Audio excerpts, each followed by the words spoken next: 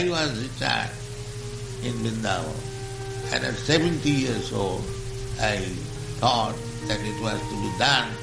Nobody did it. Let me try. Try computer. So today is the 10th anniversary.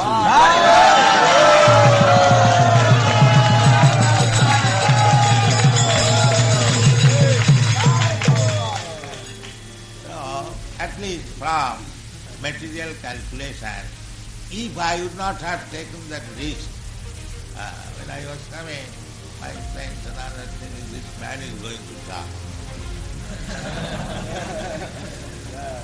But never mind, I thought, death will come, let me try.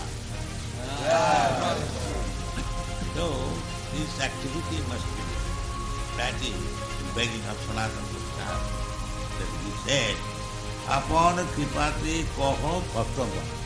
What shall I do? Doesn't matter what is your age, your manner. You must execute the order of the Supreme Personality of Godhead, Parampara, Chaitanya Mahaprabhu, and then your Guru. That is real life of devotion. You take some responsibility for working and executing your best capacity.